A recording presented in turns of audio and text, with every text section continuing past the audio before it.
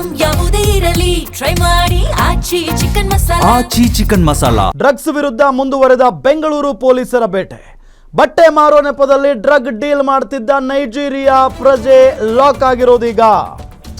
Drugs ವಿರುದ್ಧ ಬೆಂಗಳೂರು ಪೊಲೀಸರ ಬೇಟೆ ಮುಂದುವರೆದಿದೆ. ಬಟ್ಟೆ ಮಾರೋ ನೆಪದಲ್ಲಿ ಡ್ರಗ್ ಡೀಲ್ ಮಾಡ್ತಾ ಇದ್ದಂತ ನೈಜೀರಿಯಾ ಮೂಲದ ವ್ಯಕ್ತಿಯನ್ನ ಅರೆಸ್ಟ್ ಮಾಡಿದ್ದಾರೆ ಯಲಹಂಕ ಪೊಲೀಸರು. ಸ್ಯಾಮ್ಯುಯಲ್ ಇಕ್ಕೇನಾ ಸಿಕ್ಕಿರೋದು. ಬಿಸಿನೆಸ್ ವೀಸಾದಡಿಯಲ್ಲಿ ಭಾರತಕ್ಕೆ ಬಂದಿದ್ದ ಈ ಡ್ರಗ್ ಪೆಡ್ಲರ್ 2012ರಲ್ಲಿ ಭಾರತಕ್ಕೆ ಬಂದು ದೆಹಲಿ ಮುಂಬೈನಲ್ಲಿ ಬಟ್ಟೆ ವ್ಯಾಪಾರ ಮಾಡ್ತಾ ಇದ್ದ. ಕಳೆದ ವರ್ಷ ಬೆಂಗಳೂರಿಗೆ ಬಂದಿದ್ದ ಆರೋಪಿ ಸ್ಯಾಮ್ಯುಯಲ್ ಬನ್ನೇರುಘಟ್ಟ ಬಳಿ ಬಟ್ಟೆ ವ್ಯಾಪಾರದ ವೇಳೆ 50,000ಕ್ಕೆ ಡ್ರಗ್ ವ್ಯಾಪಾರವನ್ನ ಮಾಡ್ತಾ ಇದ್ದ ಅನ್ನೋದು ಗೊತ್ತಾಗ್ತಾ ಇದೆ. ಈಗ ಸಿಕ್ಕಾಕೊಂಡಿದ್ದಾನೆ. ನೈಜೀರಿಯಾ ಪ್ರಜೆ ಈತ. ಹೆಸರು ಸ್ಯಾಮ್ಯುಯಲ್ ಇಕ್ಕೇನಾ. ಈತನನ್ನ ಹಿಡೆಮುರಿ ಕಟ್ಟುವಲ್ಲಿ ಯಶಸ್ವಿಯಾಗಿದ್ದಾರೆ ನಮ್ಮ ಪೊಲೀಸರು.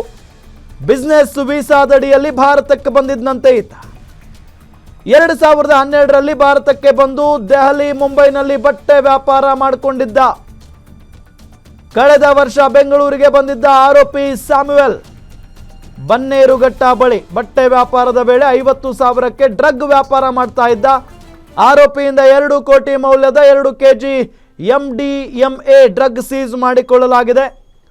ಯಲಹಂಕ ಪೊಲೀಸ್ ಠಾಣೆಯಲ್ಲಿ ಪ್ರಕರಣ ದಾಖಲಾಗಿರುವುದು.